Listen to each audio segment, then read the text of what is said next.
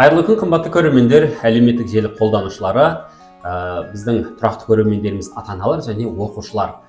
Бүгін біздің студиямыздың кезекті қонақтары бүгін үлкен қуанышпен, мақтанышпен айтқымыз келеді. Күні кеше ғана өткен Орал қаласында өткен пәндік олимпиаданың жүлдегері біздің Шымкент қаласынан барып үздік нәтиже көрсетіп, 3-ші орын иеленген мектебіміздің 11-ші сынып оқушысы Валиханова Жадыра келіп отыр, және жетекшісі Кәмшат Пернебайқызы.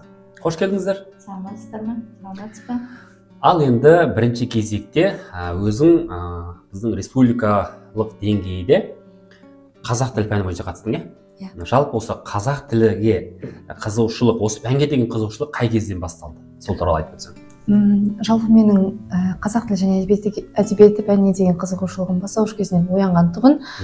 Сөйтіп 5-ші сыныпқа келген кезде ұстазым Ертаева Кәмшат апай оны одан ары қарай ашып, мені осы пәнге деген қызығушылығымды арттырып, мені осы пәнге баулған болатын. Өте жақсы. Ал Кәмшат апай, жалпы осы олимпиадаға дайындық жұмыстары қалай жүргізілді? Осындай нәтижеге жету үшін қандай жұмыстар жасадыңыздар?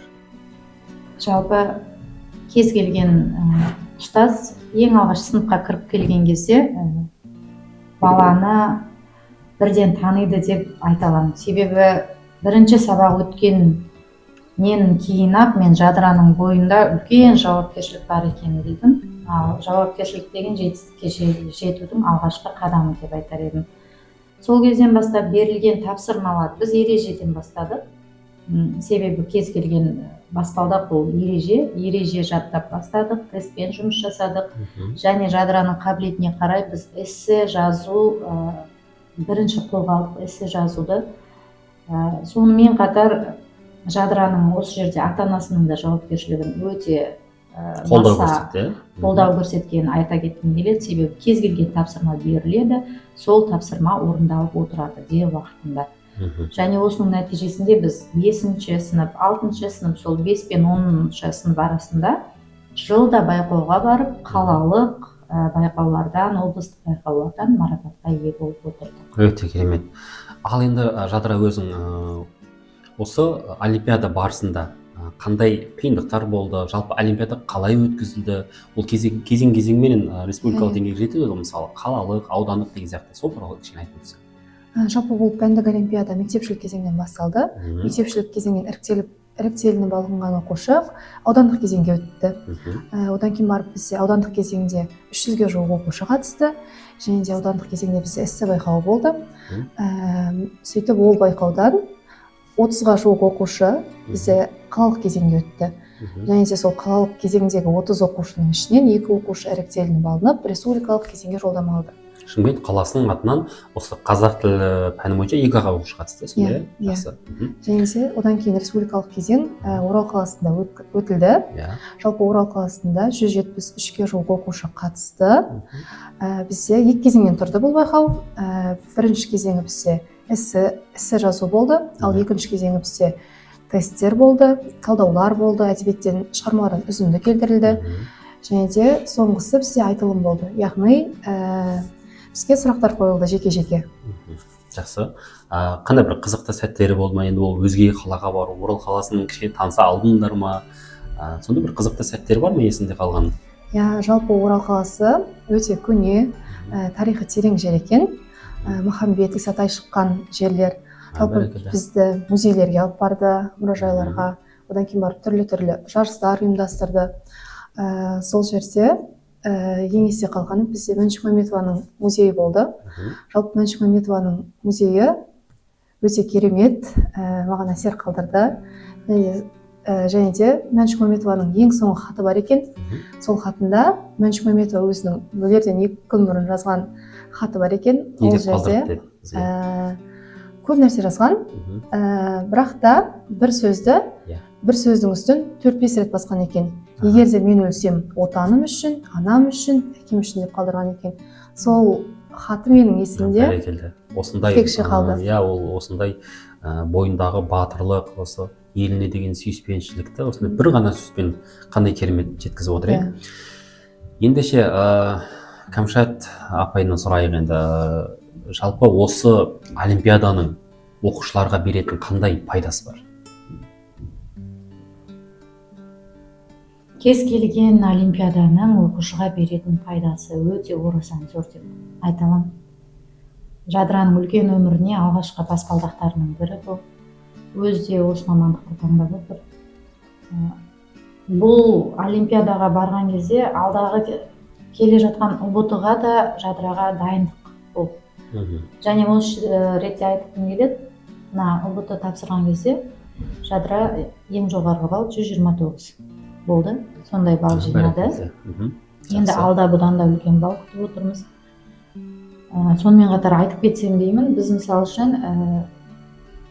дәстүрлі өнер мектебі ұйымдастырған байқауға барғанбыз. Және жадыраның бойында тағы да бір қасиетті айтып кеткім келеді. Бұл суырып салма ақын өлең шығарады. Өзінің жанынан кітаптарымыз бар, жылдар бойына жиналған жинақтарымыз бар. Сол дәстүрлі өнер мектебі ұйымдастырған байқауға барған кезде жүлделі орын иегері атанып, дәстүрлі өнер мектебіне шақырту алдық және ұялы телефон. Бәрекелді. Жалпы жылдар бойы шыңдалып келіп осындай керемет нәтижеге жетіп отырмыз, иә. Жалпы білемін, жадыраның көптеген осындай байқауларға, конкурстарға қатысып, біздің мектебімізді беделін көтеріп жүрген оқушыларымыздың бірі. Жаңағы айтып өткендей, ОБТ-дан алдағы уақытта өзіңе жадыра осы соңғы жылдары ең жоғары балл қала бойынша біздің Болатов Самат деген баламызды тағы да айтып өткім келеді. 136 балл еді, шатаспасам. Дәл сондай жетістік саған да тілеймін, Құдай қаласа. Осы алдыңа қойған мақсатыңа, қазір жаңа сөздеріңді айтып өттіңіздер. Сонда алдағы уақыттағы таңдап отқан мамандығың мұғалімдік па? Иә, алдағы уақытта мен ұстаз болғым келеді. Балалар, мен де ұстазым секілді Камыштыбайдан үлгі алып, балаларға білім бергім келеді. Бәрекелді. Жалпы біздің мемлекеттік тілімізді, осы қазақи нақыштағы барлық әдет ғұрыптарымызды барлығын осы шәкірттердің бойына сіңіру арқылы біз өзіміздің қазақ халқының жолын жалғастырамыз. Бұл өте қиын әрі батыл шешім. Мұғалім болу деген өте қиын жұмыс, оған үлкен жауапкершілік керек. Бірақ дегенмен сондай алдыңа мақсат қойып отыр екенсің, сол мақсат мұратыңа жете бер, бізді үлкен жетістіктермен қуанта бер. Ал енді осы мынау қайтадан республикалық олимпиадаға оралайық. Бұл жерге Шымкент қаласының атынан басқа да пәндерден қатысты оқушылар, жалпы қанша оқушы барды Шымкент қаласының атынан? Жалпы Шымкент қаласының атынан 8 оқушы бардық. 10-шы және де 11-ші сынып болып бөліндік. 10-шы сыныптан 4 оқушы, 11-ші сыныптан 4 оқушы.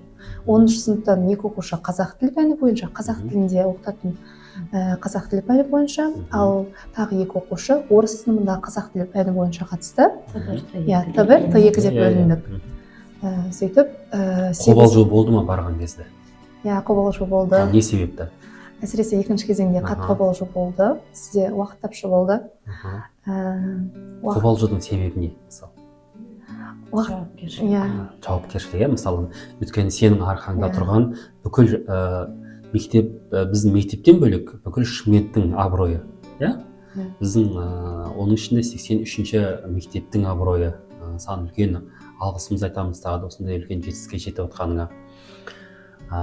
Енді жаңа айтып өткен нәтижелерің бұдан да әрмен қарай шыңдалып, жаңағы өзің арманып отқан ұстаздық жолға түсіп жатсаң, саған табыс тілеймін. Кәмшат ағайыңа шығармашылық табыс тілейміз. Бұдан да шәкірттеріңіз көбейіп, бізді осындай жетістіктермен қуанта беріңіздер. Енді біздің көрермендерге айтар тілек ойларыңыз болса, бөлісуге болады.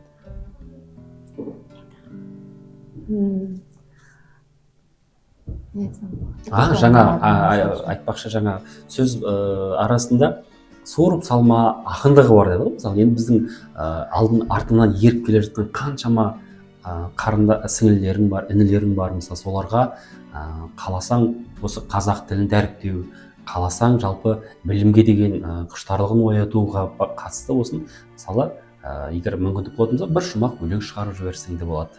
Шумақ емес, өлең емес, тілек айта салайын, иә? Тілек айтың, жарайды осыны. Жалпы осыны көріп отырған 83-тің барша оқушыларына мен айтар едім, қазір білектің емес, білімнің заманы. Оқыған адам кез келген жерде орнын өзінің қалай алады. Баршаңызды мен оқуға шақырамын. Егер де сіздер білім алсаңыздар, сіздердің мүмкіндіктеріңіз өте көп болады деп айтқым келеді. Бәрекелді. Құрметті көрермендер, әлеуметтік желі қолданушылары, бүгін біздің студиямыздың қонағы болған Дарын республикалық орталықтың ұйымдастыруымен өткен республикалық пәндер олимпиадасының жүлдегері Уәлиханова Жадыра қызымыз болатын, және де жетекшісі Ертаева Кәмшат Пернебайқызы. Барлықтарыңызға келесі кездескенше сау болыңыздар дейміз. Рахмет. Сіздің де сұхбатыңызға рахмет. Жақсы, бізді осындай жетістікпен қуанта беріңіздер. Әрқашан біздің есігіміз сіздер үшін ашық. Сау Сау болыңыздар. Сау болыңыздар.